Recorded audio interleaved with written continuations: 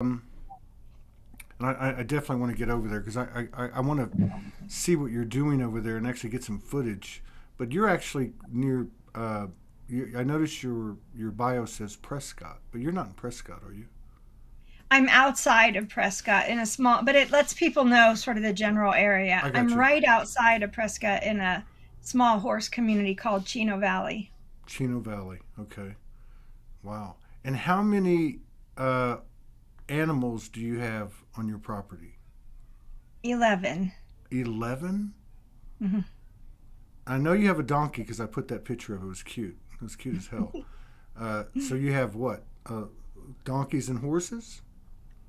4 horses, 4 donkeys, and 3 dogs. Okay. Wow. And we're going to get into it a little bit. I know we talked about it before, but um, you, okay, so you're more than just like a horse whisperer. You actually, I think, if I understand it correctly, you actually utilize the horse's consciousness to do sessions with people. Is that right? Yes, sometimes. I mean, in the last couple of years since COVID, um, I'm more working with people on our evolutionary path. Okay. How is our luminous architecture changing and what does that look like? But yes, I do work with horses through the wisdom of the horse and the messages they give Wow. to people. It's really beautiful. So when you do something like that, does the person have to be there with you, or can you do it remotely as well?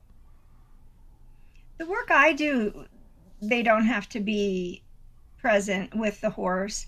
Of course, it's always emotional and sort of fantastical, when the horses are interacting with you and you just sort of say, wow, you just can't make that stuff up. Like if you and I were doing a session, I came to you as a client, and we're doing a remote session like right now. Would as you open your field, would one of your horses possibly pop in and say, "I've got a message for Todd," or something like that? Yes, and that's how I found out that I was guided to work with animals through animals coming into the human sessions. Oh wow. Exactly. Okay. And are they always your animals, or do you pick up other consciousnesses from the animal kingdom? Often they are mostly the animals that belong to the people. Okay, I got you. Okay. Sometimes they will be my animals, like randomly if I'm talking to my girlfriend, my one of my donkeys might come in and just say, "Oh, hey, I have a message for, your granddaughter." And I'll say, "Well, why would my donkey have a message for your granddaughter? She's not visiting you today."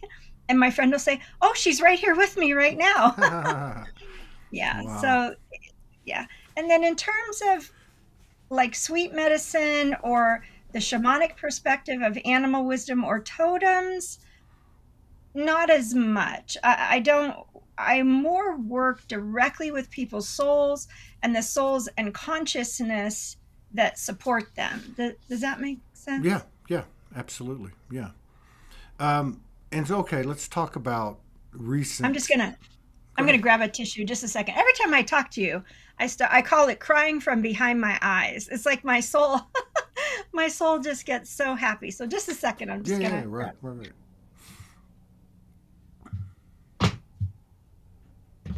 I don't know if that happens to anybody else, but I can just tell when my soul is excited. Wow, that's awesome. Um, the last few weeks, it's been a heck of a hot summer energetically.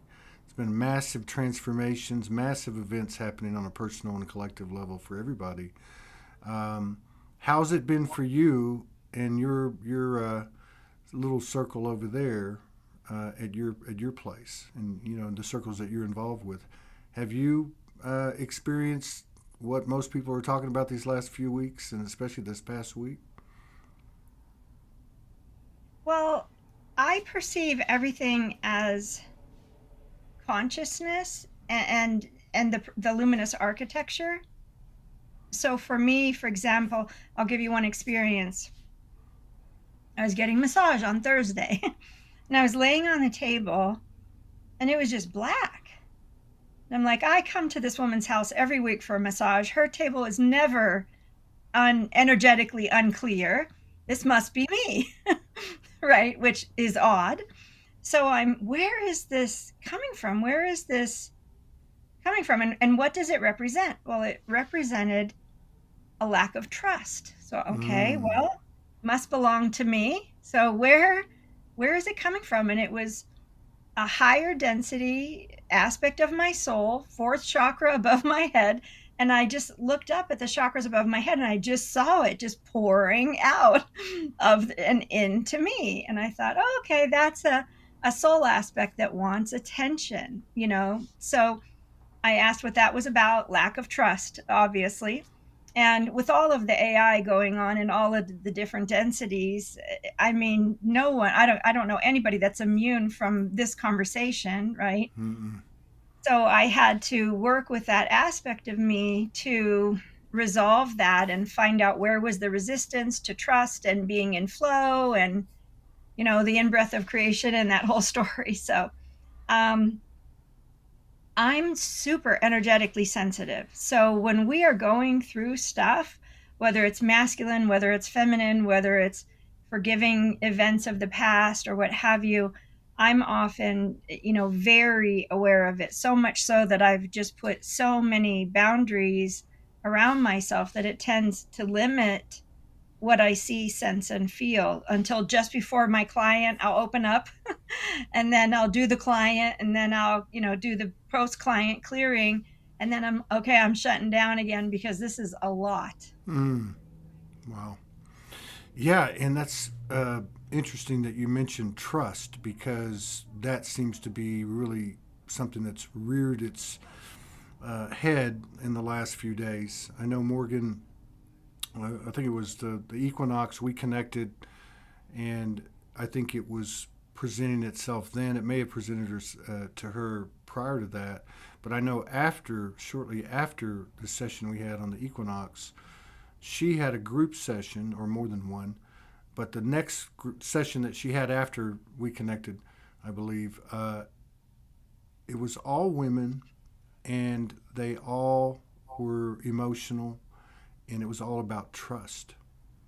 Mm-hmm. And so it feels like, from what she's saying and others are writing about, what you're saying, is that trust has come up to be, I like the way you put it, like the aspect wants to be brought in. Did you feel that trust coming in and anchoring with you?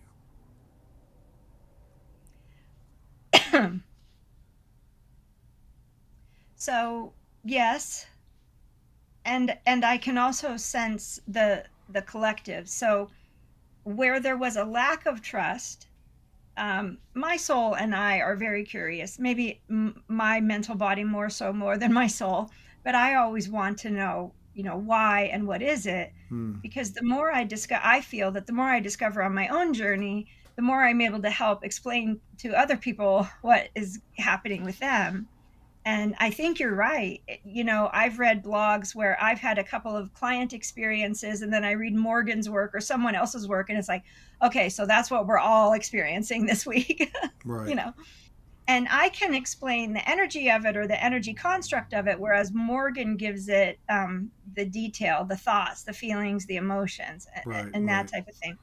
So yes, I see the process from beginning to end. So if it's me or a client, a client might say, I have pressure at the chakra in the back of my head or on the side of my neck or my heart.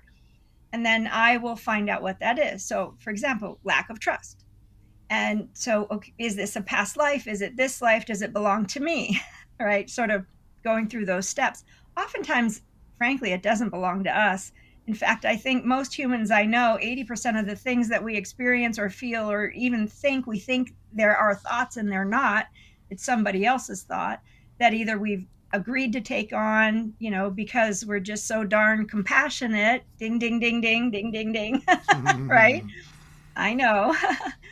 And so you sort of go through the process. Okay, what is the resistance in letting this go? And do we need to know more? Sometimes it's, we need to know this is a past life. It was Lemuria. It was Atlantis. It was another planet. It, so millions of other potential experiences, right? Or it was a past or a future life on Earth or what have you. So then we look at that, and is there someone else involved? Is there an attachment? Is there some sort of soul entanglement? Does this involve unforgiveness of self, or is it unforgiveness of someone else? Or is it just the experience?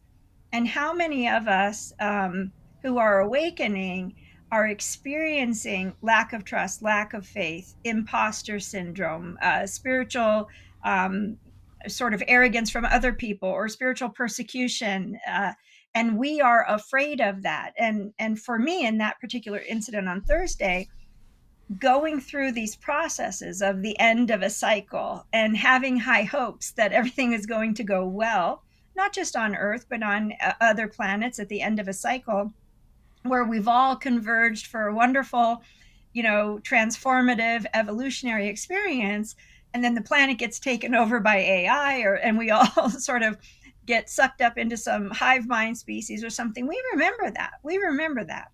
So I've been around quite a while, pretty darn ancient, and I remember the times where it didn't turn out so well, or the way we thought. Right. So then it's really going beyond me, asking the creator, asking an aspect of me that exists in, let's say, higher dimensional realms to support me, or even my future healed self in this life to come in and help me release this pattern. Because again, how many of us have been here for this entire 26,000 year cycle? We've incarnated over and over, and we've come up against these energetic limitations, these ceilings, and we can't go beyond. And a lot of us couldn't express our consciousness beyond our throat chakra. So we kept getting sort of stuck here. And a lot of us made workarounds.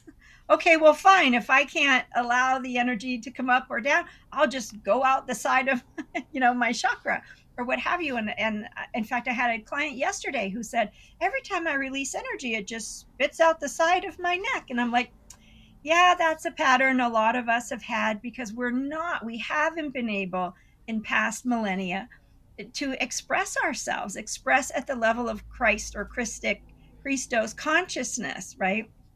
And so we're creating workarounds. And now it's time to sort of remove all of the furniture we stack up against the wall, all the defense mechanisms, all the barriers, all the ways that cause us to remember that it didn't work before. This didn't work before. I tried this before. And that's the resistance to the lack of trust or lack of faith, or allowing the divine, a greater percentage of our own soul, our own consciousness to come and be embodied. And so that is a little bit more of a delicate conversation, because those patterns are hard won and often not so simple to just let it go, just make a choice, just release. Doesn't always work for some of us. Right. And I think this is fascinating that you brought up trust, and so many people have talked about it. And you're actually saying that happened on Thursday, which was the equinox. That was the 22nd. Oh, was it? Yeah, and so it seemed like that really. I mean, a lot of people. I mean, all that intel aligning, or that awareness aligning, people writing about it, expressing it, and experiencing it. And it seems like too, even talking to our sister on the previous show, that trust kind of can be seen through the struggle of the male and the female, or we might say the masculine and the feminine. Did it feel to you that at the end of this past week or thereabouts or now, that there has been let's just say a new level of equilibrium with those two polarities, masculine and feminine? Well, I don't think you'd ever catch me saying that I think it's been a straight line or a linear process. I mean, I think hundreds of my clients, and I know I catch your show when I can, and I try to read Morgan's stuff. It hasn't been linear. So there have been times where there's been, it was a couple of years ago when I first heard for my own self, and I said, "What did I just experience?" And I heard hieroscamos. And I'm like, what? What? What the heck is that? There are many other words for it, right? But that's not, oh, we're done. We experienced that. No, it's, oh, now we have to deal with all of the unhealed wounds and the unprocessed memories and the things that we haven't been willing to look at. So I often see, and again, I see my own consciousness like a soul, and I have long seen it with a fracture down the middle. Wow. And I'm still not seeing it completely healed. But every once in a while, I will hear the feminine voice. The masculine is not trying to speak for the whole. Right. So, I mean, it sort of goes in waves, and I'll finish a healing for myself or someone else, and I'll think, okay, boy, that felt really solid. But then we just raise our consciousness up another octave, and there, on that upward spiral staircase, then you hit again guilt, grief, loss, anger, frustration, what have you, as we're climbing the stair step of consciousness. Right. Wow. Yeah, I like that you point that out. It's not linear, even though that's how we try to, or what we were familiar with, which actually, the, the fact that it's not linear can give us, I think, some comfort because, yeah, you know how it is. You get a download and maybe it's some guidance, and you're going to do this or you're going to do that, and we think it's going to happen right away, but it ends up being 2 years later. We've I think all experienced that. Now, what about your clients? I mean, have you noticed anything in the past few weeks where I know the previous guest we had on, Irene, she was talking about how her clients very recently seem to be coming in saying, I want to get this done. Like, I'm ready for this. Are you experiencing anything like that? Are you getting any information that's kind of homogenous to your clients the last few weeks? Well, I would say this past year, Mm. I have heard many people's souls or higher self, we all have different language, spirit, higher self, soul. Um, I have heard a lot of apologies from higher self or soul saying, maybe I bit off more than I could chew in this life, or, I'm sorry. Wow. So you're saying Yeah, the soul, we'll just use that term, is, I like that term. yeah, the soul, or this higher aspect, because it's all contained in the soul, whatever, is actually saying, wow, this was a little bigger than I thought, which we've heard a Yeah, lot of this over the years, where yeah, we knew what we were getting into, but we didn't know, yeah. right? Like there was a I mean, rich thrown in it. yeah, I've asked my own soul because, years ago I would say, what a sadomasochistic Rama, like what the actual is going on here? Uh, And my soul would say, I didn't choose that. I don't know why that's happening, you know. Um, and again, what the way I work is my soul took me on a guided journey of all the past lives where you could categorize me as a healer, okay. a shaman, a sage, a healer, a practitioner of this or that, or a Chinese medicine practitioner, or a nurse, or a doctor, or an herbalist, or what have you. And because I see energy and the energetic consequences of every word, of every thought, of every intention, my soul showed me what happens when we interfere in someone else's journey. And if we're healing someone, doing so-called psychic surgery or what have you on someone, what happens to the practitioner, especially if they're not awake and aware and managing their own energy, or if they're martyring themselves, if they're in one of these archetypes, or what have you. And not everybody, I've not found it to be true that everybody is in archetypes, or if they are, that they're in a certain number. Right. So my soul basically guided me to remember the truth of who I am and take responsibility for myself, and use outside support for things that I am just blind to, or I'm resisting, or just, for no matter how hard I try, I'm not getting the information. And so in putting myself out there as an intuitive, that's what I offer. I Mm. always say a prayer before the session, that the person's soul, what their priority is, will come through their body, their energy field. So I always sit down, write the person's name at the top of the paper and the date, and then I channel or I automatic write what their soul wants them to address. Right. And so this year, it's what is their soul agreement?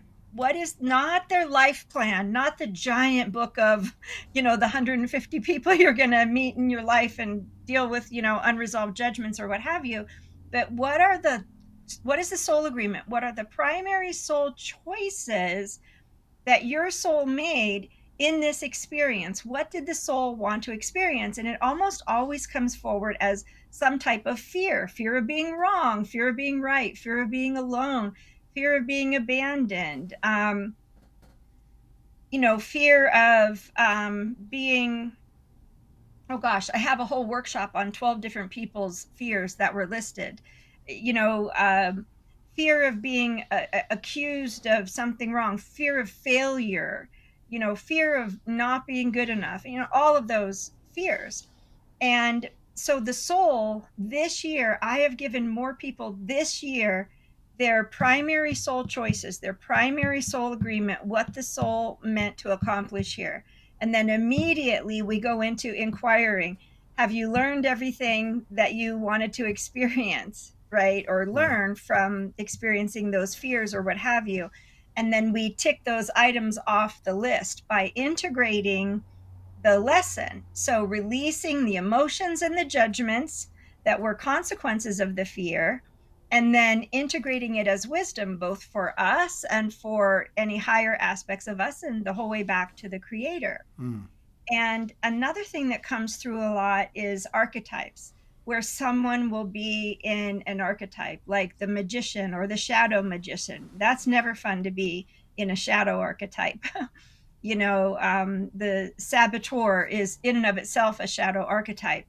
Martyr is a shadow archetype. Mentor, mentee, master, teacher, guru, disciple, those types of archetypes. Most people don't realize, when I see the master or the guru or the mentor, they are there trying to ensure that those people don't excel, don't exceed their consciousness. And I've worked with many, many healers who come to me and say, I'm really doing my best. I really think I'm doing my work. And I'll have a group of women here or men or whomever. And all I do is sit and judge what's wrong with them or what have you.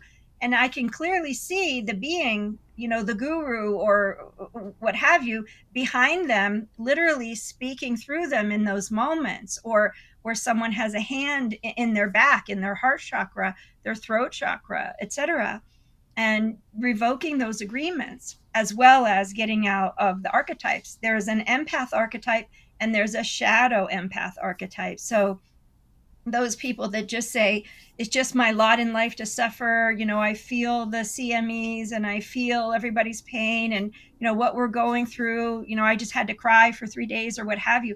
Generally, in my experience, those people are in the shadow empath archetype or a martyr or victim archetype. And so, the sort of generally accepted help for people who consider themselves highly sensitive or empathic isn't really addressing the cause for those consequences. And the cause is most of those people chose to be in an archetype for whatever reason, and you can very easily get yourself out. I call it withdrawing your consciousness and transitioning out of the archetypes of drama, trauma, suffering, and into archetypes of, balance, joy, grace, whatever your preferred terminology is. Yeah. Yeah, and it feels like that victim consciousness is taking a beating. The root chakra is being cleared. There's, I guess to go along with that, new levels, new creations, new expressions, creativity, basically, sacred sexual energy. That would seem to me is I guess like the physical force or the force, the energetic force that we haven't had out there because it's been locked up. But that fascinates me. Like, what's going to happen when all that energy starts getting out there? It's clean, it's fresh, it's purely intended, it's heart energy, it's the primordial life force energy to get out there in the realm and really start mixing it up. I mean, we could see some amazing things occur and very rapidly, I would think. Well, I sure hope so. I hope that those of us that are evolving to that point are very self aware and understand how to manage our energy, because with that energy and that level of awareness comes a tremendous amount of responsibility. I love that you mentioned the root chakra, because from my perspective, the root chakra has everything to do with the musculoskeletal system. And in the past few months, how many people have you seen in your community um, stub a toe, break a leg, have knee surgery, fall down, trip over their dog, fall off their horse? That's root chakra stuff. And going to the chiropractor, I used to go to the chiropractor twice a month. I haven't been to the chiropractor in 10 months because every single rib that was out of alignment, every single vertebrae that was out of alignment had to do with a past life root chakra issue, or a root chakra issue in this life, or a traumatic death experience in a Hmm. past life that caused an injury, and I was expressing the cellular memory of that trauma. So as we heal and we are no longer holding our consciousness at that level of the root chakra, and we're no longer expressing it there, and then we're moving up into and of course it's not linear, and then we're moving up into the sacral chakra. The sacral chakra and the depths of into the layers of which we activate that sacral chakra, that controls the activation or opening of our psychospiritual apparatus and our psychic abilities. The sacral Hmm. chakra does. So healing the masculine and feminine is so vitally important for someone who really truly is on a mission to open or access their gifts, whether it be telepathy, clairaudience, clairsentience, clairvoyance, claircognizance, clairempathy, whatever that might look like. And then the solar plexus issues, that solar plexus regulates the energy distribution in the entire body. So if you've got doubt and self-worth and self-image and, where do I fit in the world, and, what's my purpose questions and those types of things, then we are not evenly distributing, our life force energy as well as we could be, right? Hmm. So I think you're spot on that as we, at least those of us who are intending, those of us who truly, I know lots of people who are just like, I'm not healing. That's ridiculous. I don't need to heal, you know, and some people you can look at there are different teachers, amazing teachers that teach you how to read the soul and where they are on their journey in terms of in breath and out breath, right? And most people on earth are kind of about the 6 o'clock, sort of 6:30 position on that clock. Now those of us from the future who have come to the past to try to contribute maybe a little bit further along, somewhere between sort of 6 o'clock and 9 o'clock. But there are oftentimes just these really innocent, naive souls who are just beginning their journey, were maybe never on earth before, or maybe never even in this universe before. And they're just here they want it all. They want to experience it all. And they're not worried at all about healing, Hmm. and then, their clock is definitely not at 6. I wonder. I wonder from a soul perspective that the soul didn't know what we were getting into to the degree that we did. Right? Like I wonder how that works. That's just something fascinating to me to contemplate. Uh, you know. I mean, there are theories and there are disclosure whistleblowers that talk about this, Yeah. and this is not my lane, I know. to I know. try You. to. Yeah, like the soul reclamation of souls. That Yeah, whole. Yeah. the org chart of Yeah. and resolution and reconciliation, that's my lane. But Right. what I can say about that is my understanding and some of what I've heard does line up with what I see. So, for example, I've had clients where they've said, I went to get hypnosis, and under hypnosis, and this is more than once, and I was told my higher self is not available. How can that be that my higher self is not available?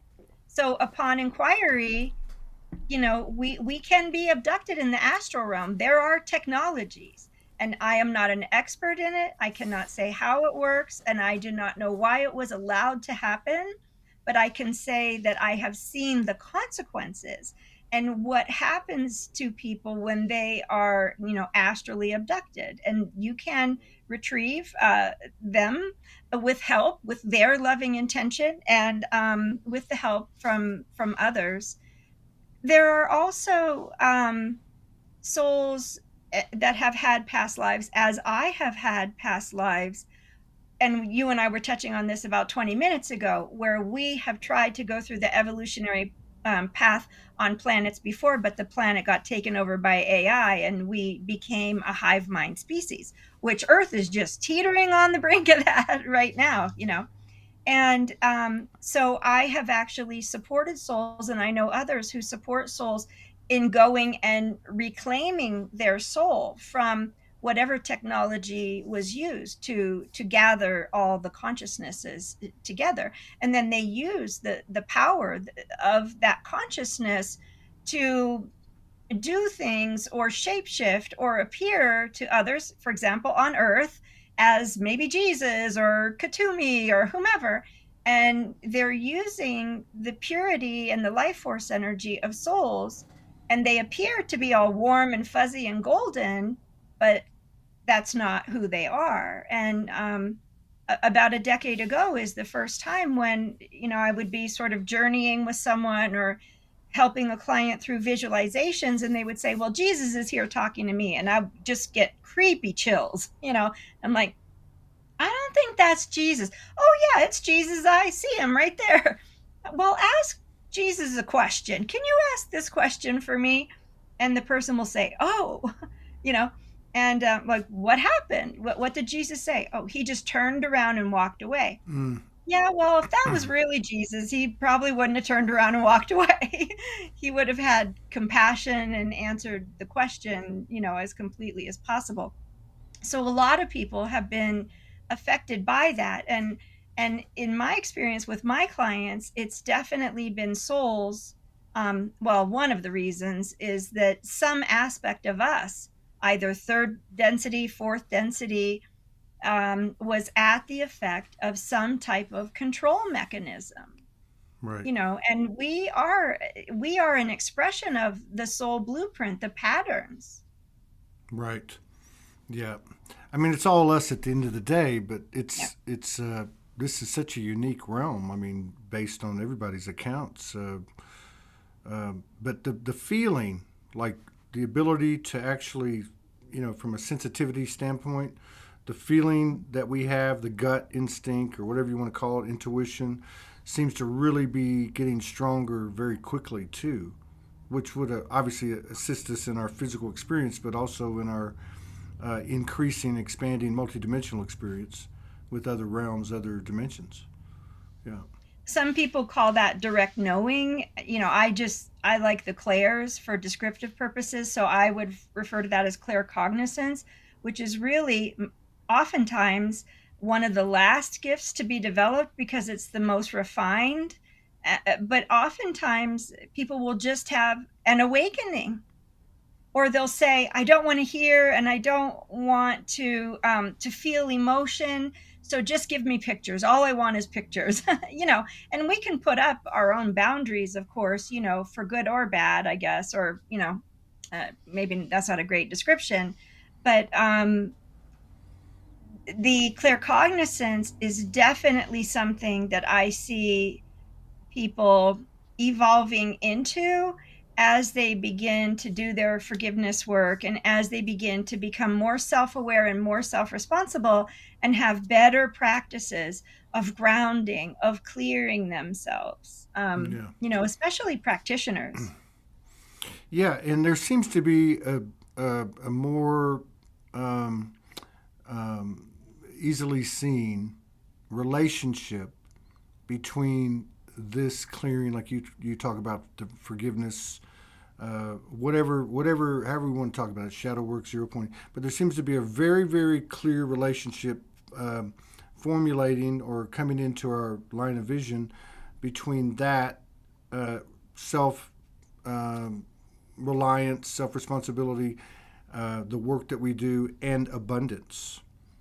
Abundance being much broader than what we would have thought of in the 3D world as money or whatever, but a much bigger package there that I think people are starting to experience, regardless of what it looks like around them, if that makes any sense. Are you seeing that in your own life or through your clients?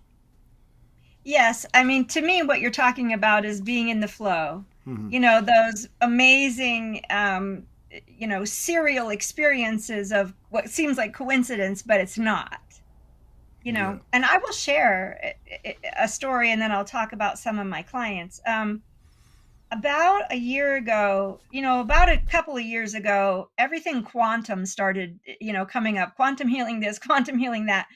And somebody was doing, I stumbled across this video on YouTube. See, it's the quantum healing and quantum field. And I'm like, people have been doing that for 5,000 years. There's not, all you did was put the word quantum in there. This is not new. But anyway, so I'm certified in a modality which I really love. It's called Cogno Movement. And it helps through the process of what can be described as EMDR, left, right, eye movement, and moving your eyes up and down. It really helps one to release memories and emotions that are being held in the body that haven't been processed. And one of the classes that they offer is something they call Cogno Quantum. And I thought, well, I'm a practitioner, I better take the class. So I took the class, and I didn't even know what the class was about. And they started talking about timelines. Did you know that all of our timelines exist in our field? And you can find your timeline, and you can sort of close your eyes and go down the timeline, and the further away from your body, the further it is into the future.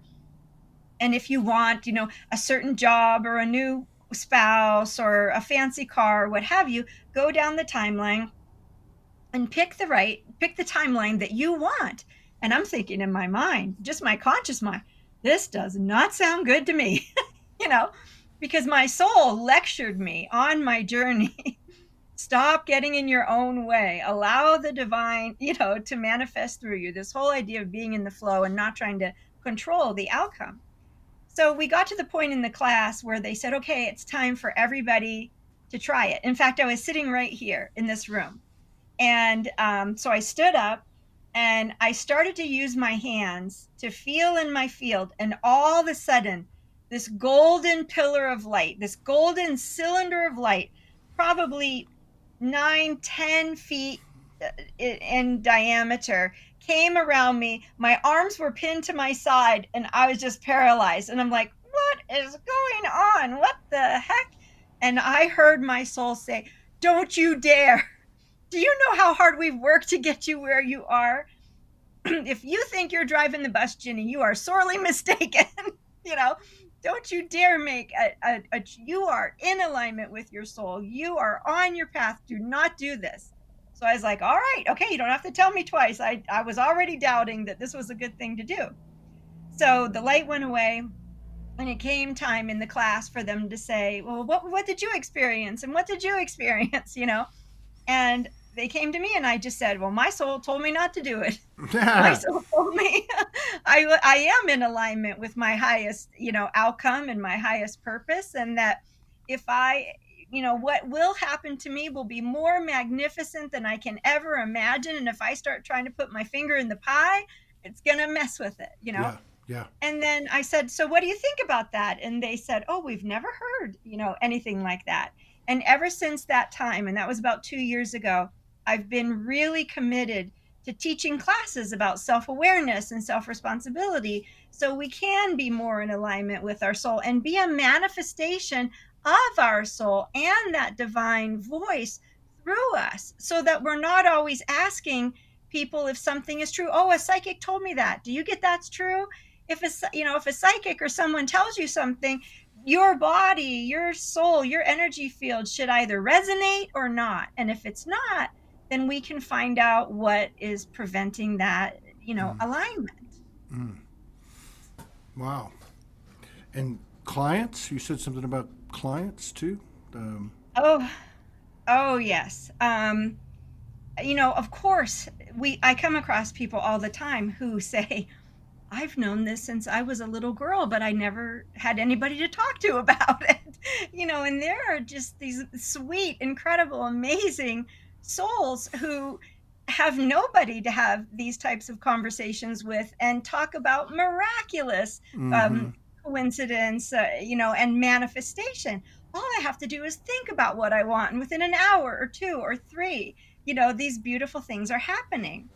Or it's more common for my clients to say, well, I started going in the wrong direction. I was really having a headache and I was kind of sort of achy, and maybe my thoughts got a little bit of the best of me and things started to go wrong. And then I remembered and I did your spiritual car wash or your pink pillows of love exercise. And the next day, everything changed. So Yeah. I think the more we really live in gratitude and hold those loving intentions and clear our field and make sure that we're not at the effect of what we picked up at the grocery store or what have you, Yeah. then being in the flow is a lot easier. Yeah. But yeah. And, so much of what we've had to work through, and I guess we'll still continue to, is the whole personal thing.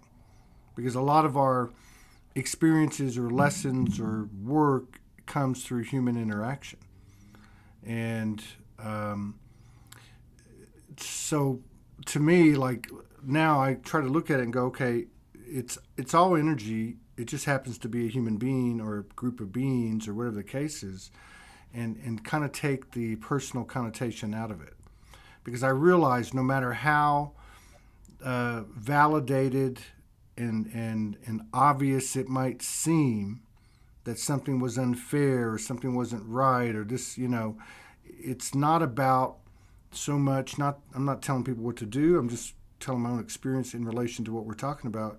So it's not so much about telling that person anything or correcting this wrong or whatever. It's more about, for me anyway, um, taking a new perspective or applying the broader perspective that came from the Helios Gamos or whatever the modality or whatever contributed to my recent expansion, to actually look at it and say, okay, this is not what it's about. It's about me, and if I can't even find it, at least I'm taking my focus off that external that's creating or furthering or perpetuating some story, basically. It's just so like this whole thing about self-reliance to me is taken on a whole new color, and that is simply being aware of my field, fortifying my field through more focus on me, and looking at anything that's presented from an external standpoint, be it a person, place, or thing, or event, looking at that as a messenger for me, and I keep getting a little bit more and a little bit more, and again, it's a personal message to me. I feel for my soul. It's not a condemnation or a judgment. I'm just hearing you're going to be talking less and less and less. So much of what we say, or at least if I put it in my shoes, I'm discovering more and more with this expanded awareness the things that I say and why I'm saying them. Like, I don't need to say that. If something's happened, for instance, it's happened. If something outside of me has a certain perception, it's not my job to change it. My focus is myself, which as I expand or whatever you want to call it, take on more frequencies and balance or whatever you want to call it, it is going to have the best effect for all parties involved. So I don't know. It's all moving so fast. It's just like the whole, not only the communication with others is changing rapidly, but the communication with myself is changing rapidly. Because I look at this whole multidimensionality thing. We've always understood it's all these aspects in the invisible realm. Let's just say that. But I'm understanding too, like through having conversations and what you explained earlier in my own experience, that there are many aspects of the human Todd. There are many voices within this body that are, I think, a combination, like you pointed out. Some of them are human archetypes that are not my personality or character, and some are actually part of my soul in human form. So it's like I'm looking at all of these voices, so to speak, and questioning them. I question all of them, but also I'm learning to like respect and love them too, and not divorce myself from the Todd that was a hellraiser and did this or did that. Right. Well, there are three takeaways, and I hope I remember the two as I speak about one. So the first one was you mentioned, things that happen outside of us. My soul taught me a long time ago, when something happens outside of you, look inside of you. Where have you done that to yourself? Where does that exist within you? Right. Or the opposite.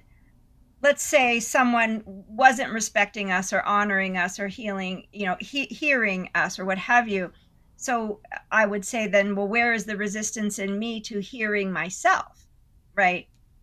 So I totally agree with that first piece that you said, that when things are happening outside, it does no good to point it out to anyone else, whether it's my 30-year-old daughter or my husband or myself or my friend or what have you. It's immediately go meditate. And where does it exist within me? Because my reality, my outward reality, is a reflection, right? Right. And then the second thing, and I might forget the third, the second thing that you talked about are the selves. And I find, yes, our consciousness has agreed to participate in some archetypes, literally like a classroom, and you can withdraw from that experience. But we also have personality selves. And I don't know if you're familiar with Teresa of Avila or Carolyn Mace or Robert Ohato, people that teach about archetypes.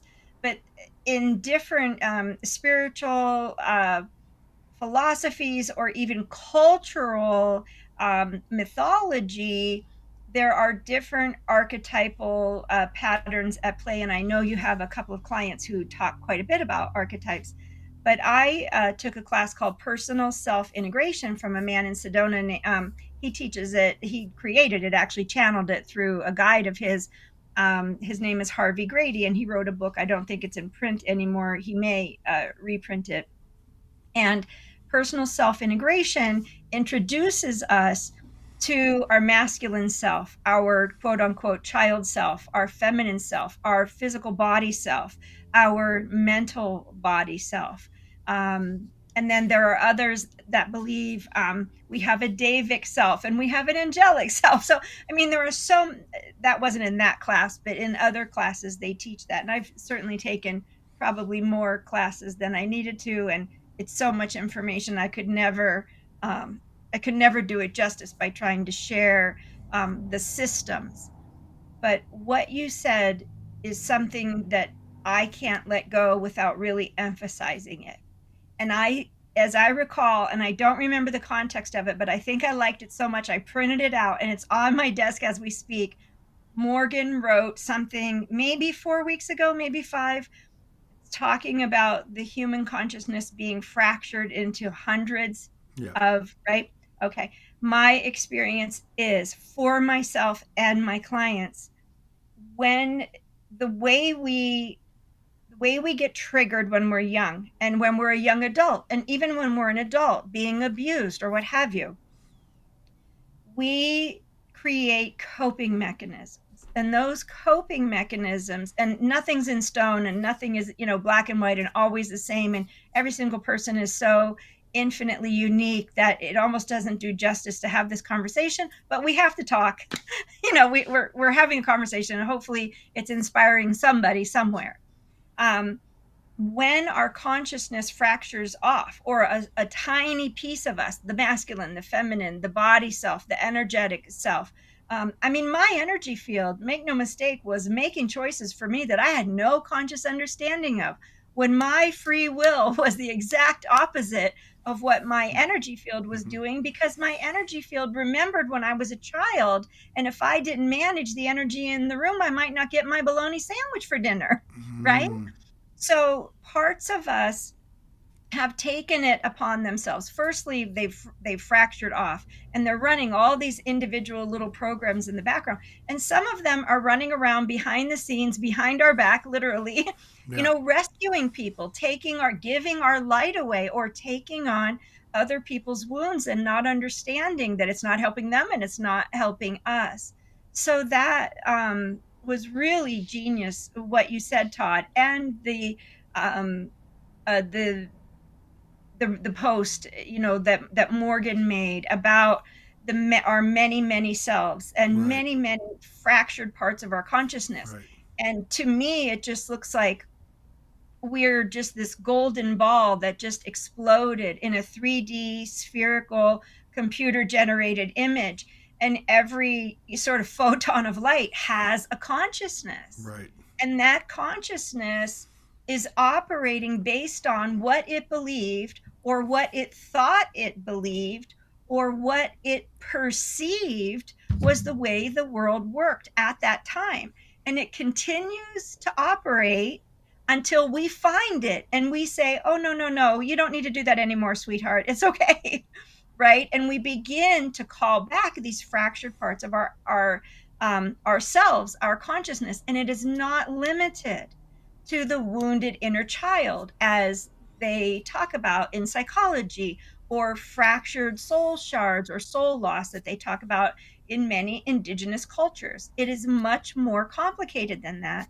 But there have been so many metaphysical constructs that I think were there sort of either as a stopgap measure, and some people think it's a little more sinister, that it was meant to hold us back. That's right.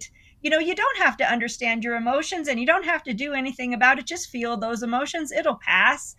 Right. And that does, I mean, from my perspective, it does sort of keep us in ignorance and disempowerment if we don't understand what's the source, where is it coming from. Because you can deal with it 150 times, or you can look at it once and resolve it and never have to deal with it yeah, again. yeah. Right. Like what part of me is it? Right? Like that's because I noticed that as time's gone on, certain parts of me have a certain tone. They have a certain voice, and they have this, like you said, they have like this absoluteness in terms of its perspective, which is like a horse with blinders, right? And so, like, I think like an easy example, and maybe a lot of men could relate, even women, the whole alpha male or an alpha frequency. Because I really was not born an alpha frequency, but through trauma, I guess you would say, through trauma, uh, that's the path I chose. And it became very embedded. And I think for a lot of men, and even women that took on the traditional stereotypical male duties, or whatever you want to call it, with the dissolution of the family and such, could relate to this. But once I started to dig into it, it was more of like, oh, I can't act this way. I can't be competitive. I can't, do these things, the obvious things. But then I started to go deeper, and I started to hear this voice, which is just as much of me as anything else. But it's like the fractals. It's the fractals, right? Like, to your point, we're all fractals of the one, yet we are a continuation, and we have fractals as well. So it's like the universe getting to know itself through its own connectivity, just as what we're playing out in the collective. We're doing, and that's helped me a lot. Has helped me, and I haven't really spoke about it much, but like I go in and it's like, okay, they'll say like, okay, go find like Morgan's group, or she might say, go find your teenager. And I found myself going, okay, what do you sound like? Talk to me, like literally talk to me. And it's amazing, because when I hear the voice, I get it. Like I can get the weakness, I can get the strength, I can get the makeup or the trauma or whatever. But yeah, I think, and that for me has been like the last couple of months, like a new avenue or a new way to attempt or in the trajectory of bringing a greater equilibrium for myself. Yeah, it's very personal too. Like I can't talk to anyone and explain it, but I can see it and I can feel it. Yeah. And what about like as a practitioner? What are your thoughts on? And I'll just put it this way: that there's a lot to be said about something coming into your awareness now. That the turnaround to the equilibrium or resolution or release or expansion, whatever you want to call it, is getting really short. Like just talking about something and boom. Like I can be talking to Morgan and she might say, you know this, did you know this? Or you did this or whatever, and you go, oh, okay. And it's not like this big grind. It's just like, okay, I got that. I actually get that. Or it might just be my own self-revelation or a friend of mine or whatever. But it's like it comes in and there just doesn't seem to be this grind like we've experienced in the past. Do you see any of that happening? Has that been part of an evolution? Or has it always been that way and I'm late to the party? I see it more so now. I think almost every day I say, wow, the amount of energy that you just transmuted or released probably took me months or a year to release. So healing is accelerating.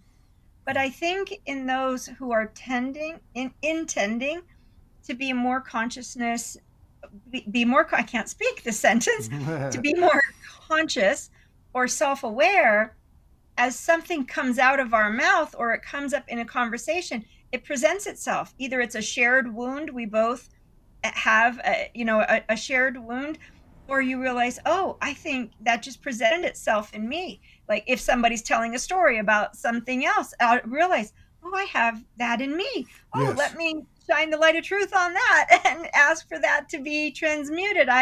I don't need that anymore. That's probably the best example of what I was trying to say. That happens a lot where you actually hear somebody talking and it's not even about you, right? Mm-hmm.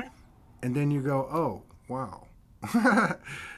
Yeah. You know what I mean? It's weird. It's like you get this Mm-hmm. information and it's like at that moment gets checked. It gets checked. It becomes neutralized. And And it's not like a shame or a finger mm-mm, pointing mm-mm, or anything. It's more like, oh, I carried that, or yeah, I had that when I was a child, or yeah. that's a core wound from a past life. Thank you for bringing that up. May I share with you my story as Absolutely. to how? Do you want to take a restroom break first? It's an hour. Sure, let's do that. Yeah, that's cool. I'll keep Okay. everybody occupied. Okay, great. I'll be So, right back. yeah, no, don't rush. Yeah, pretty cool. Pretty cool conversation. Yeah, she's like not even. I mean, like maybe an hour and a half from here, and I really want to go out to her place and film what she's doing over there. And I was going to try to do that today, but I'm not able to. But yeah, I think it would be really cool to get out, and we've done this in the past from time to time. Get out with a remote camera and visit people at their home or their place of business, or maybe we used to cover conferences and just get out there and do some boots on the ground reporting or broadcasting, change it up a little bit.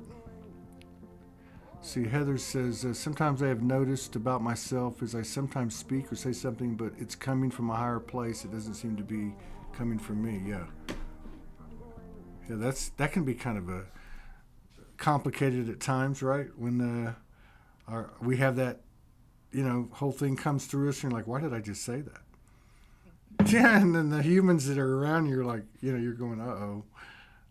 But yeah, I think I think that must be part of the multidimensional soul embodiment.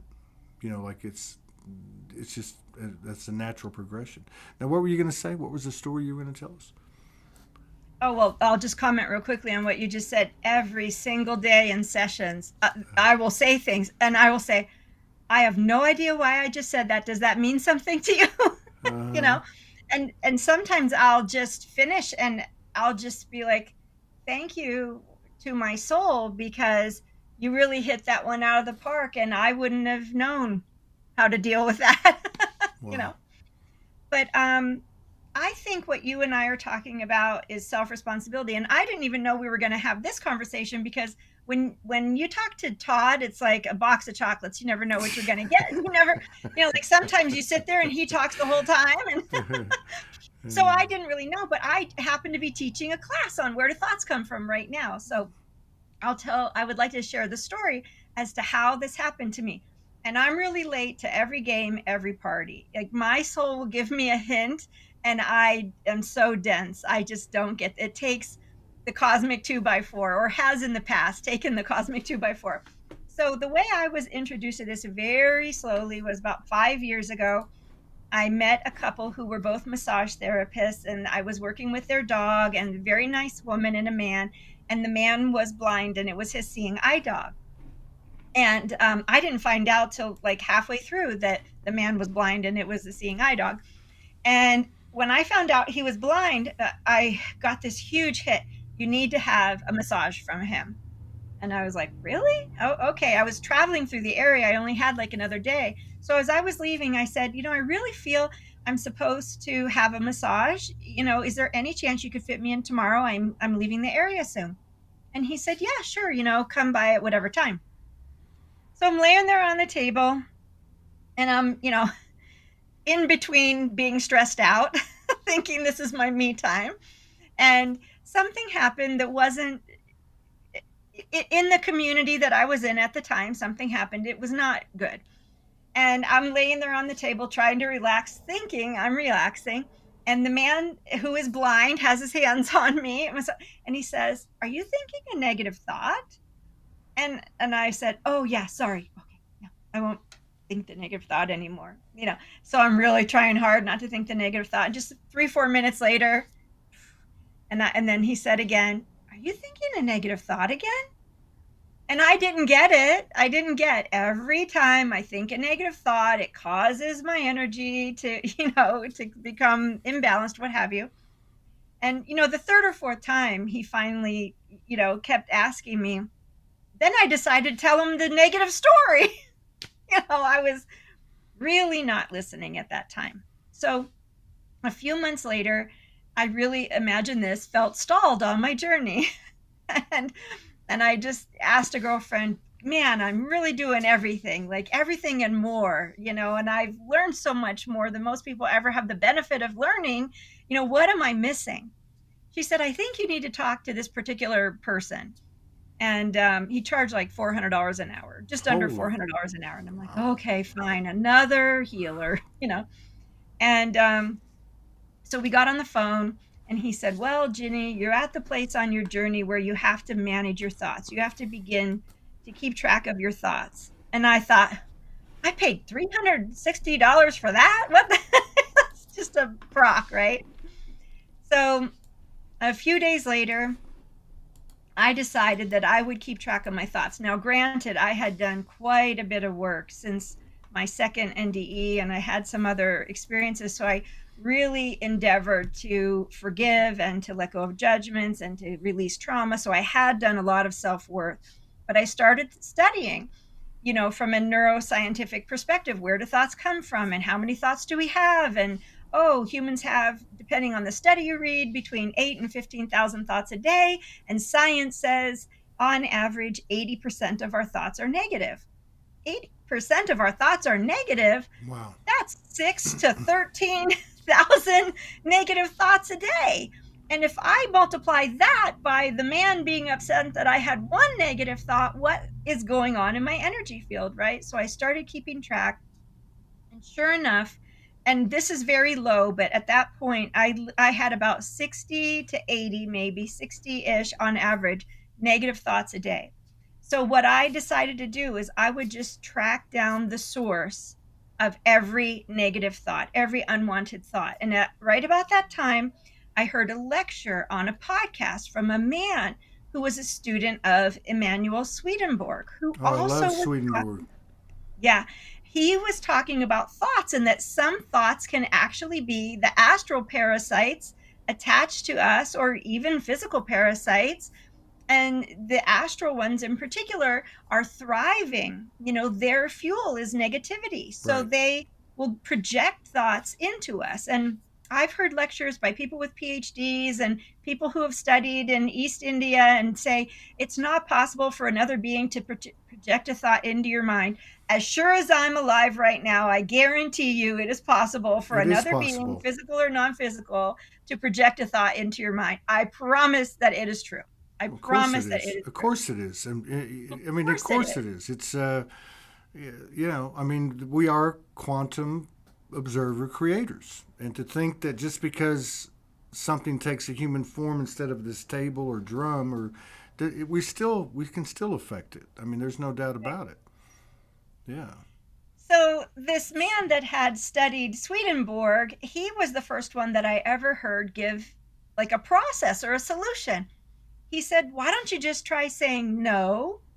That's not my thought. I don't choose that thought." Well, in my vernacular, my soul's so darn compassionate and loving, I would say, "No, that's not a kind or loving thought. No, that's not a compassionate or loving thought. I don't choose that thought. That's not my thought." And the first time I did that, Todd, I kid you not, like a news crawl across the screen on the television, I saw in my third eye vision the sentence that whoever, whatever was projecting into my mind stopped and backed up and tried to hook on again into my mind. And so that was the beginning of the dissolving of the neural pathways, or that was the beginning of the rejecting of the outside influence. Now, at that time, I did not inquire, does this thought belong to me? Is it someone else? Is it something that I've taken on from my family member, or, and a significant other in my life?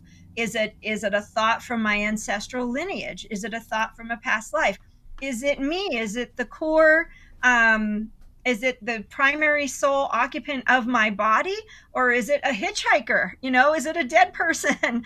Or is it one of these fractured pieces of consciousness? So the more advanced you become on your journey and the more self-aware, you can really drill it down to find these fractured parts of self. And that was the whole point, really, of telling the story, is Yeah. my evolution from being completely clueless about that, and being in a place where a lot of people are. You have a negative thought and you just think, oh, I'm a loser. Wow, how could I, how could I think that? I must be a terrible person. I had that thought.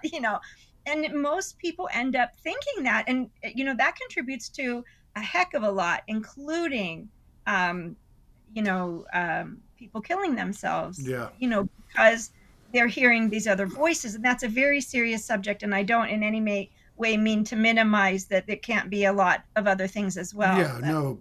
Well, and I think that's the point is, and again, going back to like what you said about you're clogged here, so you go out and Yeah. play in the is well, respecting all of them, whether it's you or whatever it is, whatever you're engaging, what part of you, or if it is somebody that's, I mean, to think that, I mean, obviously this is a divine plan, and we all have a voice, and we have free will. Something kind of got altered, whatever the story is here, but to not be open to the side of things that we have been conditioned to consider dark and evil and this and that, doesn't mean we have to kick them out, and throw them out the window. We can make these interactions in balance, we can go our separate ways. Shake hands and part company for the time being. Because the charge that comes with these types of things, especially given all the narratives that we've had to work hard to take a different perspective in terms of what darkness is, or what we might call evil, or whatever the case is. But to think that the possibility of, let's say, up the chain, so to speak, those that ultimately pulled the trigger on, let's say, the propaganda of the mainstream media, to be shut down to the possibility that those higher ups could have higher ups that are actually coming at us in invisible ways, psytropic warfare. You know what I mean?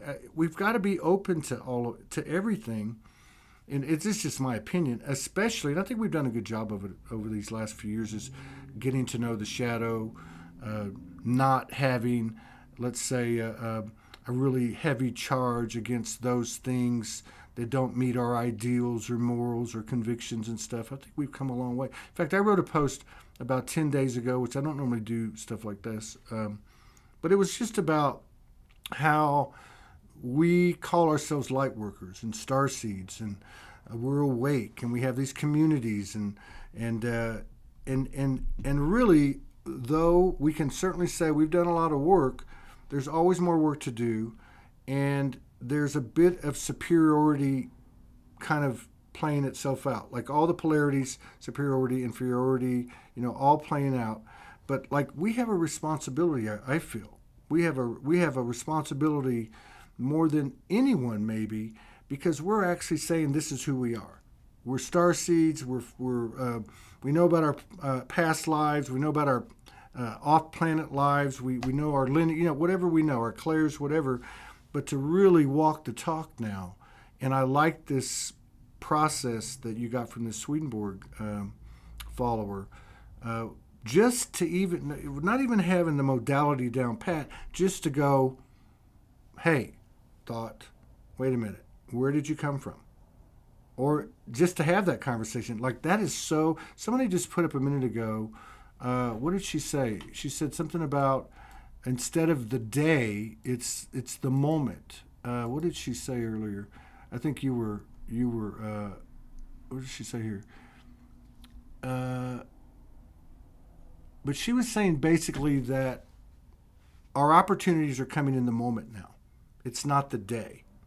It's not like what's the deal for the day, or what am I working? It's moment by moment. And I think this type of routine or practice, even though it sounds very mundane and very human and no fun, there's no divine essence involved except for us, is to actually put that into practice, like breathing, like walking. I mean, it doesn't sound as warm and fluffy and bells and whistles as a lot of the stuff that people like you bring in and experience. But boy, I tell you what, your example and your story speaks to it all, because you instantly got it occurred instantly. Well, I've heard someone say, a very respected person say, if and when we make this shift to 4D, and it's an obvious shift, when you get there, the only thing you're going to be left with is the judgments of yourself. In other words, what are we bringing from, the old us, the parts of us that are, dying and being reborn, what have you? What you're going to be left with are your judgments. And I've been saying that all along as well. I've been saying, well, firstly, I pray that it's not true. Let me just be very clear. Every day I pray to Creator, please, can you just wave a magic wand and nobody has to suffer anymore, please? I think we've all had enough of this, And one time I said that out loud when I was on the phone coming home, driving on this street toward my house. And I said, I'm not God, but if I was, I'd wave a magic wand. And I heard this booming voice come in and say, well, if that wasn't possible, then what would you do? Because I can't do that. And I'm like, whoa, he heard me. It heard me, the universe, whatever. So I go, well, I know what the second option is. give everybody a near-death experience. And in that near-death experience, let them feel the, no burden. Let them feel the weightlessness. Let them feel the love. Let them, because you can't come back from that. That is tangible. And if it doesn't make some people curious, then I don't know what would. But anyway, That's a good point. I I enjoy watching sometimes when I want to clear.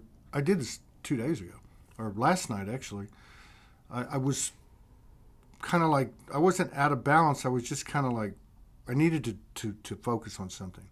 And I watched this YouTube channel.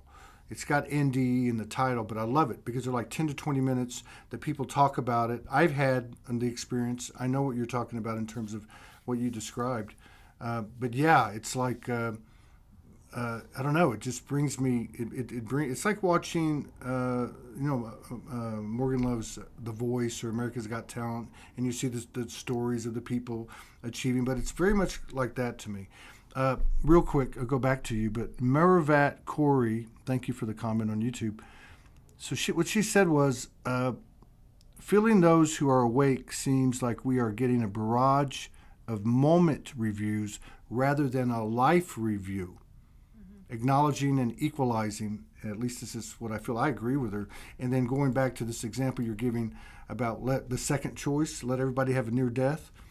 Yeah. That's part of, the two I've had and what I've heard other people a lot talk about is there is a personal review. There is like a self-judgment that's involved, along with all the other stuff you described. Well, a lot of people believe, I've heard many people say they believe what we're going through right now isn't really a dark night of the soul. It's a living, breathing life review. Right? And like this lovely person just said, in the moment, every moment we are being presented with a choice to act or to not act, to self-reflect or to not. So we can hear somebody saying something that maybe rubs us the wrong way or is annoying or triggers us or what have you, and we can say, oh, that person is wrong, or they have done something wrong, or isn't there something wrong with that? Or rather go, oh, I feel that in me. I feel a resistance in me. I feel I haven't forgiven myself for that when I have done that to other people. And that is a moment by moment choice to be on a path of resolution and reconciliation, let alone the unification everybody's talking about. It would be nice if we could just resolve and reconcile and forgive and release judgments. But I think back to what you were saying, and then I was trying to sort of, I think, validate what you were saying in terms of wherever we go, there we are. When we shift, when we shift, we will be there in a very assuming we will be there in a very co-creative environment where this power is, coursing through us.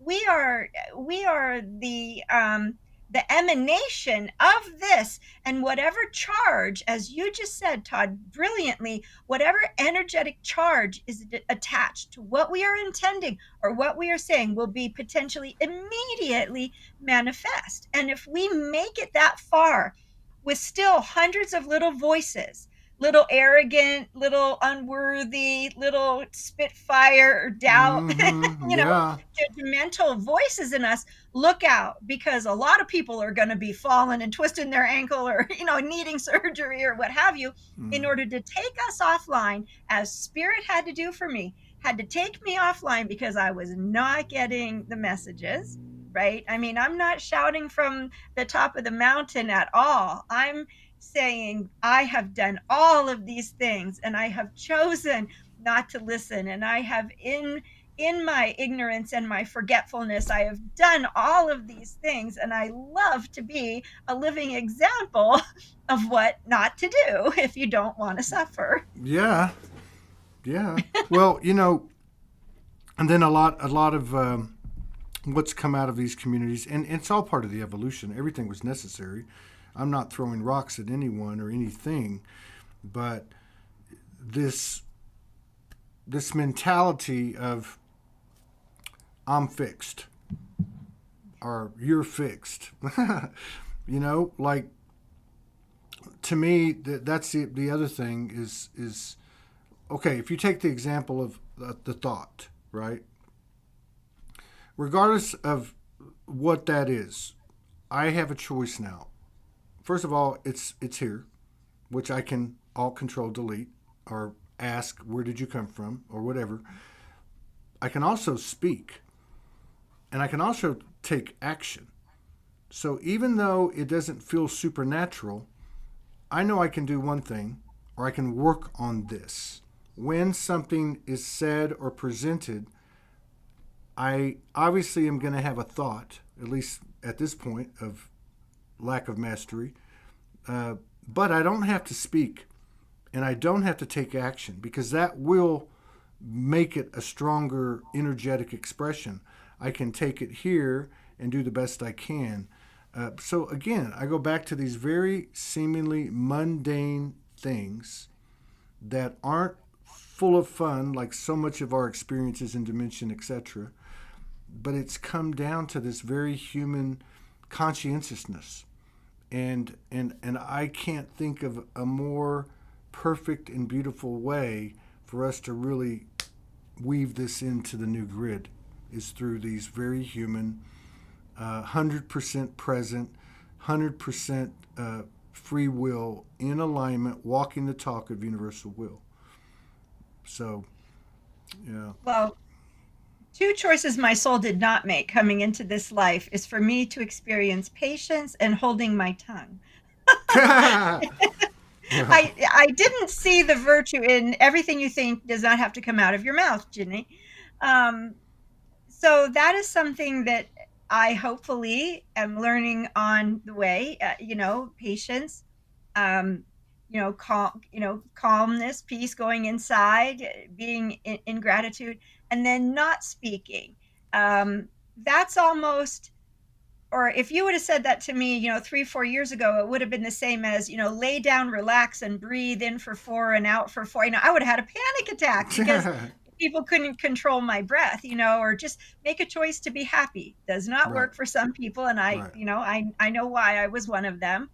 And then this whole idea that you just said, we don't have to say everything that comes to mind. Right. And that's a learned skill Yeah. also. It truly is. Yeah. Well, and the good thing too is, God, everything's just changing so rapidly. So it's almost like hard to talk about certain things, but just in a very general metaphoric sense, and how that would actually look in our physicality, is that when we bring something up and it's released or transformed, transmuted, we expand. So like the chalice gets emptied and something fills it in. So, and I'm really big on intention. I think intention is where it all starts and stops, right? Like, if I have the intention to become more conscientious and to really become more present with my thoughts, and to utilize that energy that is a thought, whether it came from me or not, or whatever, I know I'm going to get some assistance here. I know that whatever that energy that's coming in and replacing what I've displaced is going to assist me. You could call that the third energy, or the you, me, we, and it, or whatever. But I'm finding for myself, especially this year, more than ever, the more that I engage those things that we didn't, what we might call the magic or the miraculous or the 5D or whatever you want to call it. And I'm talking about in physical human actions, right? The more it responds. And it doesn't make sense based on the old experience that we've had or that we come from. It makes no sense most of the time. I think you were saying that earlier. But it works. And there's a lot of people out there right now that are proving it, and it's not on the mainstream media. But, I got a message. I get them every day.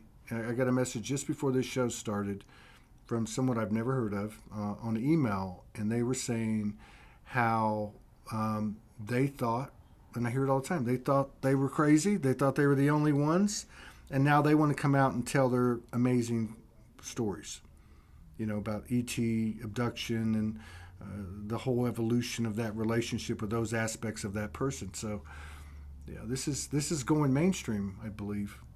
It will be one of the byproducts of all of our transformations.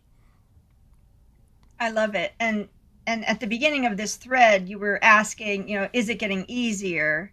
It seems like the healing is coming quicker. And what you just said there sort of wraps up that thought that it's all about our intention. So Yeah.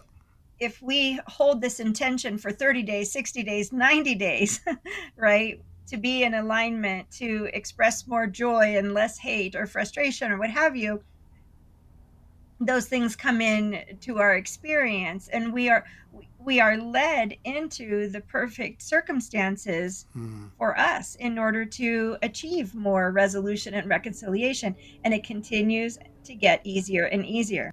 yeah, that's right. Yeah, and then because to me, intention's a really big word too, because one of the things that's kind of altered, like so many things have altered the way we did things. Now we do it different because we have more wisdom or we have more awareness, and that is intentions of others. Like you start to look at things that happen, and you go, and it's just like you did with the thought, right? You asked the thought, like we automatically were programmed to assume that there was a less than nice intention, right? Like, how could that happen?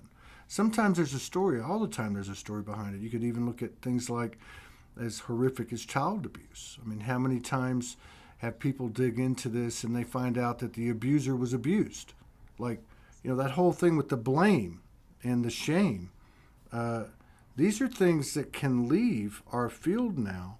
They've taught us and they've given us kind of a steroid polarity perspective, duality, distortion. But they can go now. But I think this is how it happens. Not us focusing on the shame, obviously, but actually putting these mechanisms in place, these personal reliance, uh, honorable integrity things that we can actually practice, walk the talk.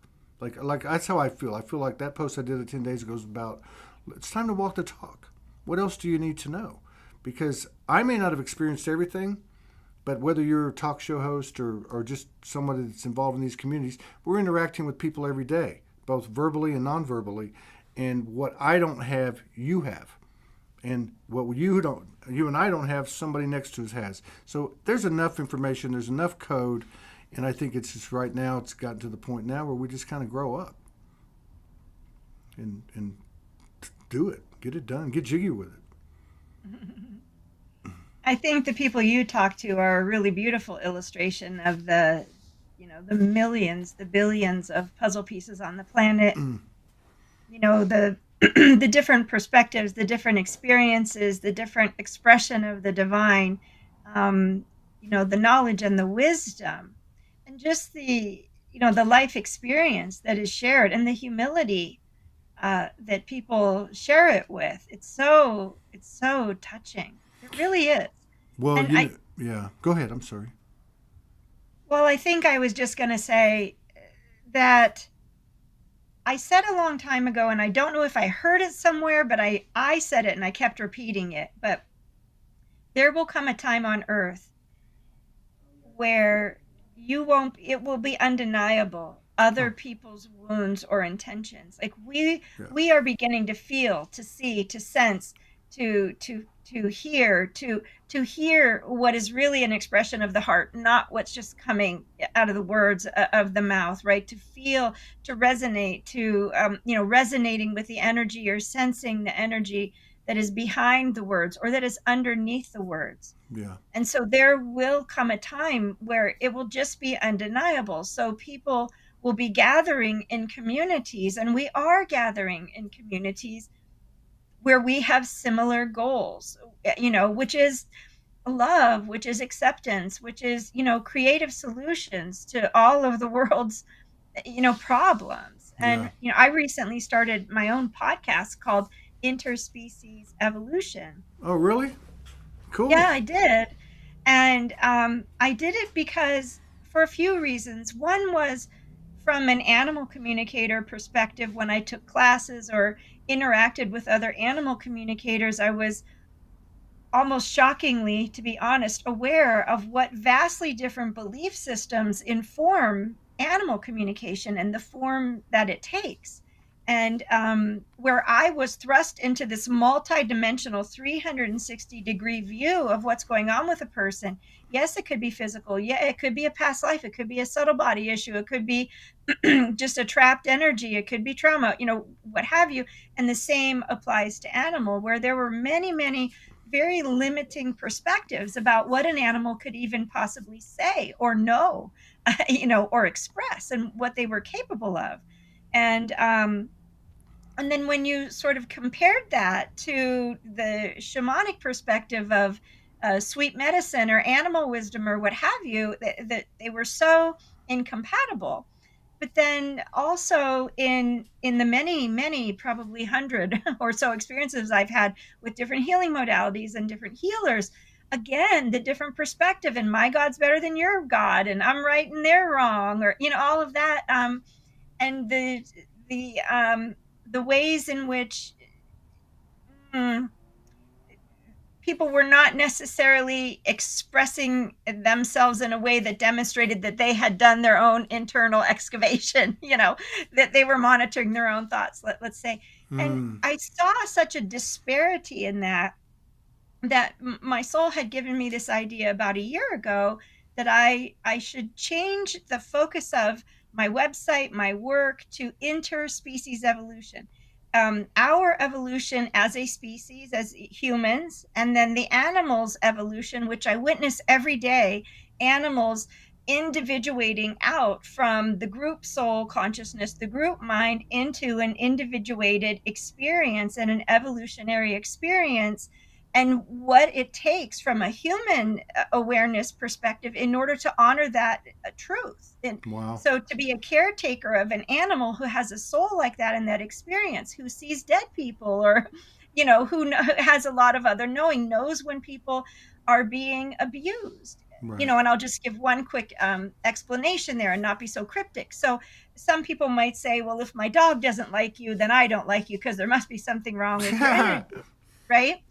But what if the dog is barking because nobody knows that the young girl, is being sexually abused at home or at school? Or, there are so many other reasons why a dog might bark at someone. They might have an entity attachment. They themselves might be at the effect of an abuser. Or, there are 101 ways we could fill that in. And so to just be saying, I don't like this person's energy, I can't be around that person. If my dog doesn't like somebody, I don't like them. How do we know what they like or what they don't like if we don't know why the dog is barking at a specific person? And so I saw this, which you can't look too far and not see it, but just this wide variety of beliefs that were really, in my opinion, holding back these animal souls that really are on an evolutionary path as aggressively as you or I, Todd, or anybody I know. Agree. And that's my experience. And so I started this podcast, and one of the last times I was interviewed, the man that was interviewing me had this New Jersey accent and a voice that could rival Howard Cosell. If this guy went to New York, he could easily, just had the voice, and he was a genius, and he was asking the best questions of me. But in my heart, I could feel my soul saying, again, we have to do this again. We have to answer the same 20 questions. And I'm like, but it's not the same 20 questions. It's really good, questions. And my soul just said, no more. And like you said earlier, it's time for you to talk less and listen more and ask more questions and bring these conversations out into the open. And what's fascinating is something happened yesterday. I was interviewing a woman. It's not broadcast yet, so it hasn't been posted yet, but she's a food intuitive. So she is like a plant shaman from another life that just knows and understands the vibrational and the frequency effect different plant medicine has on the body. So she will tell people what foods are good for them to eat and not. She's like a walking encyclopedia of eat right for your blood type, but it's intuitive. It's amazing. And she brought up, and she just randomly said, and I did not know that this conversation was going to come up at all, and it would not have been one that I willingly addressed on the show. And she said, but I want your audience to know that some people have to eat meat.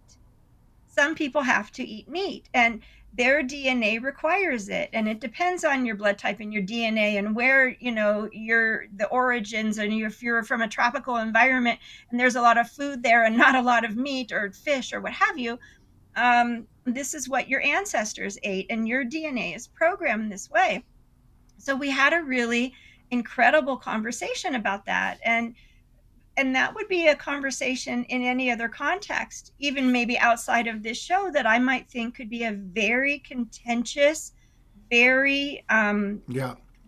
difficult conversation to have. Yeah, and you could pick many other subjects with these, but you said something. I just want to go back to it about the. I guess another thing that we could say to offset what you just brought up, outside of this circle or maybe this show, it could be very contentious, but I don't think this whole thing is just unique to me about you'll be talking less. One of the things that it means to me is when you know something, you don't have to say anything. This is the type of world that we're stepping into. What you were talking about with true intentions and all that stuff being very transparent. But for me, I always look like for rules of the road. Like, what can I use that's real simple, one, two, three, and that's how I would explain it. It's like when I know something now, that knowing, I don't need to say anything. In fact, when I say it, it just takes away the energy of it.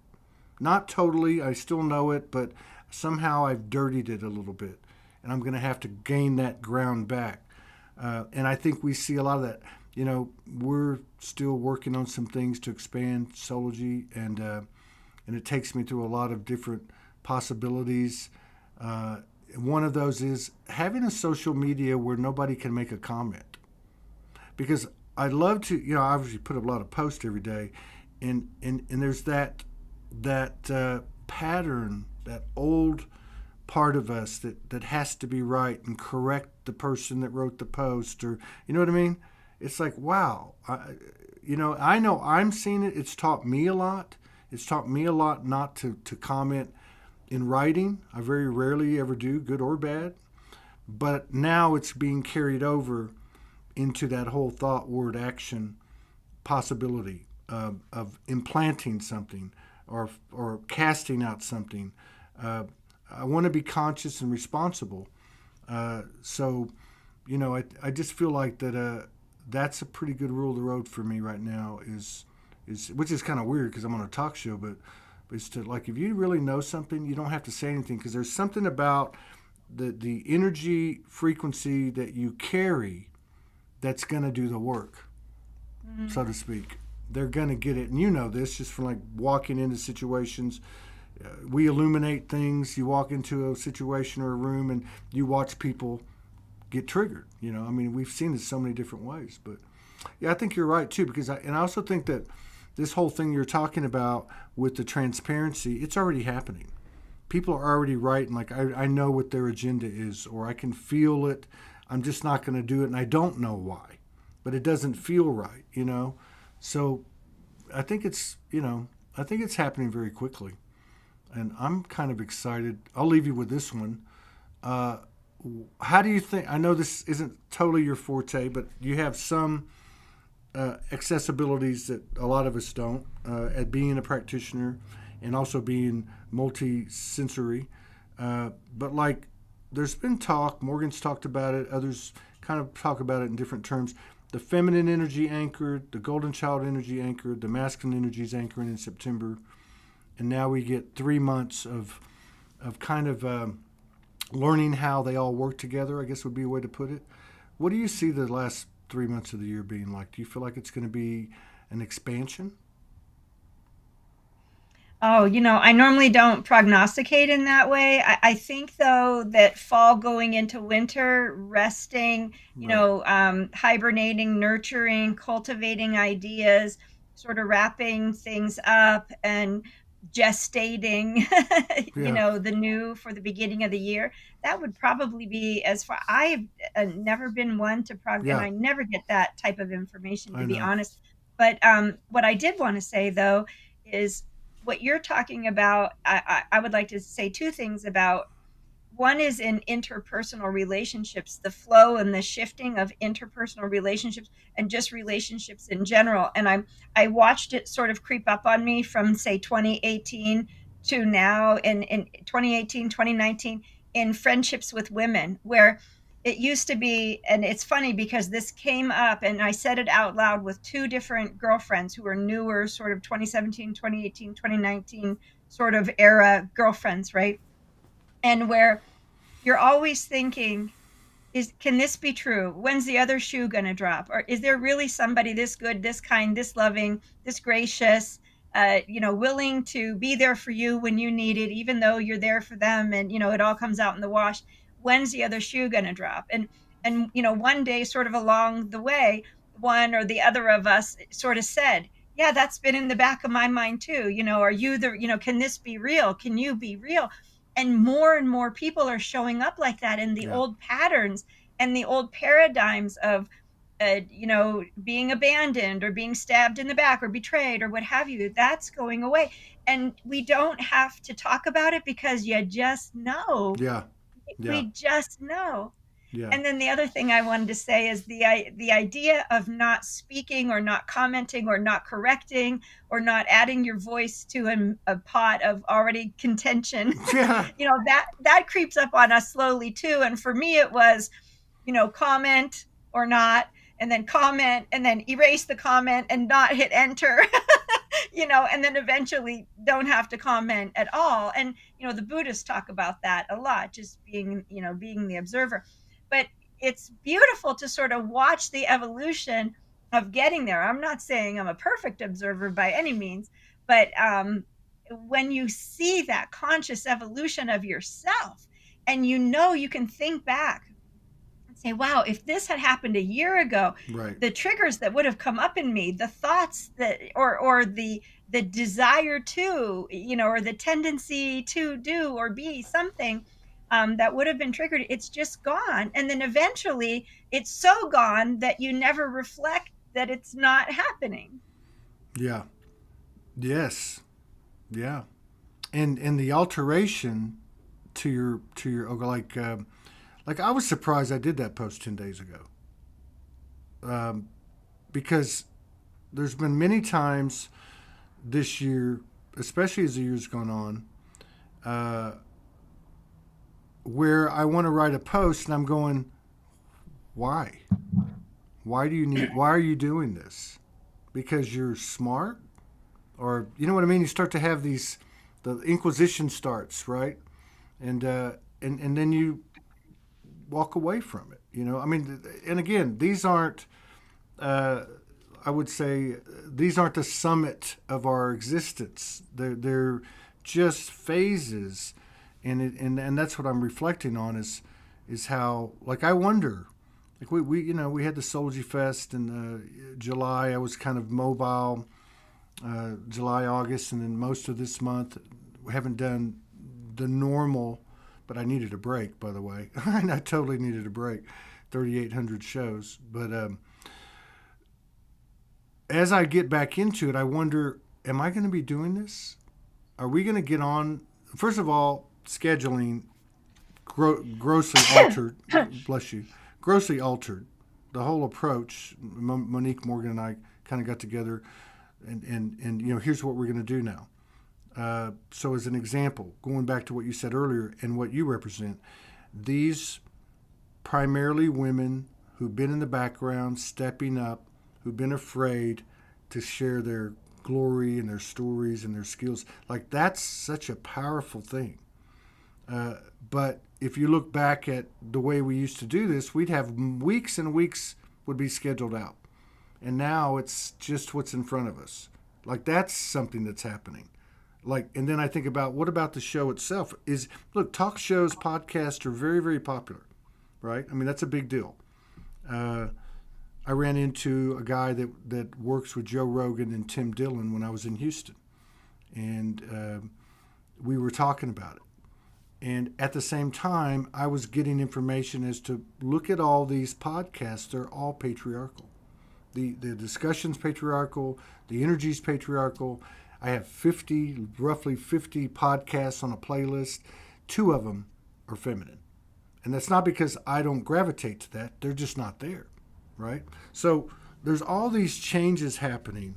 And again, like you said, the personal interactions, the way we communicate, I'm just like in awe, because I feel like that regardless of what happens the rest of the year, I just look back at these last, 10 years, 11 years since 2012, the massive changes that have occurred individually and, of course, collectively, but more so individually.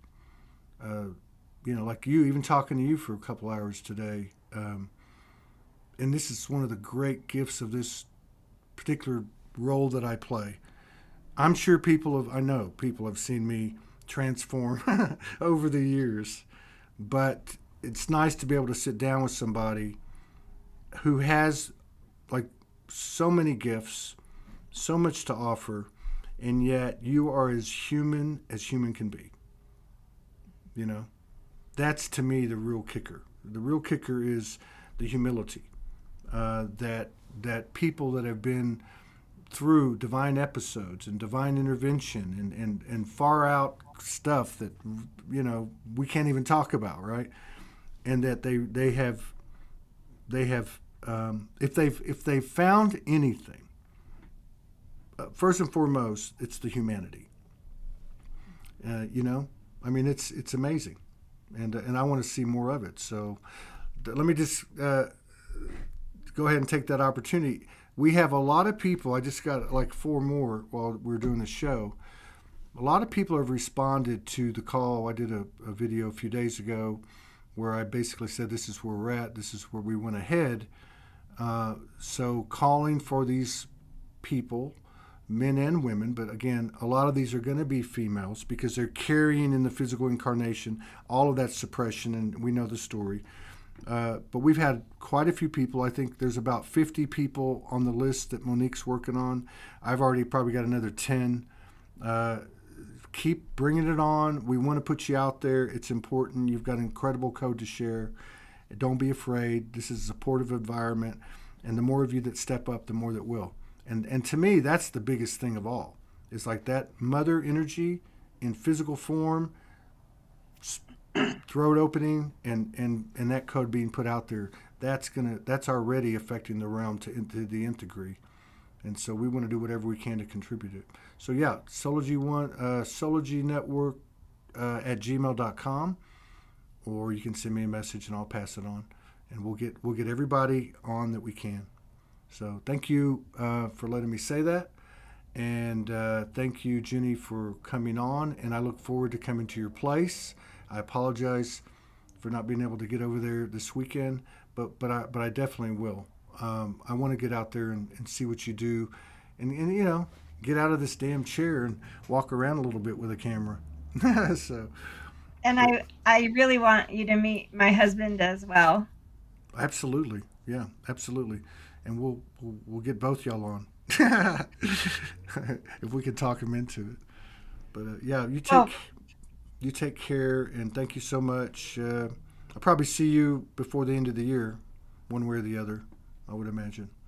So that sounds terrific. And Todd, you, if you don't mind my saying, you have a unique gift. You're uniquely gifted at listening, and you are uniquely gifted at extrapolating information, whether it be from someone's written work or a body of work, and sort of painting a picture of someone. And one of your many gifts is giving that person a platform and reflecting that back to them. I see people come alive when you interview them, and that's a beautiful gift that you have. And just from my perspective, and it means nothing, But for the world to lose your voice in the way your voice has contributed, I think would be a loss. So I, for one, vote that you keep doing what you're doing because you're very good at it. Your puzzle piece is just complicated, and I could certainly never do what you do. You're quite gifted. Well, thank you. And I had to say this, and I've said this over the years. If you go back and look at, 3,000 video, 3,500, whatever, uh, it wasn't always like this. I've always had the ability to translate and extrapolate, no doubt, whether it be in the ethers or a medium or a show. But it's very important, and I've tried to stress this over the years, to the point where some people would be like, man, you need to like take more credit. But Soulogy is very much, as I understand it, a reflection of the universe. It's a fractal. It's an opportunity to create, to add frequencies to an ever expanding vibration, which is the universal itself, right? But it's I would say the partnership, both inside with Morgan and I, with Soulogy as a consciousness. You say you look at things as consciousness. But in the human world, in the mundane part of it, right, of this whole colossal, her influence, her guidance, I guess, or her ability to create awareness in myself of where my feminine was kept down. This is directly related to the ability to listen, and which is still a work in process. So I really appreciate what you're saying. I just want to make it clear that not for the Todd Morgan thing, but just for people to understand, this is our effort, our effort to walk the talk with a balanced masculine and feminine. So I have evolved a lot due to, especially, like going back a year, 2, 3, 4 years, her communicating to me that I could be better, right? And it's through these conversations that I've been able to kind of connect the dots as well, because so many of them are women. And this is such a prime example. If you go look at what's out there in terms of now it's changing a little bit, but you got 80% female in these communities leading the way, okay? Yet they're not even close to half of what's out there in terms of like a podcast and so on and so on. But I think that's changing. And I do think it's very important that we receive more of their expressions through the voice, and particularly live. I don't know why, but that's just something I know. But yeah, I'm real excited to see where this goes. And again, anyone that wants to come on, and we'll get you in here. And expect probably about 30 shows in the next 7 or 8 days. Wow. Yeah.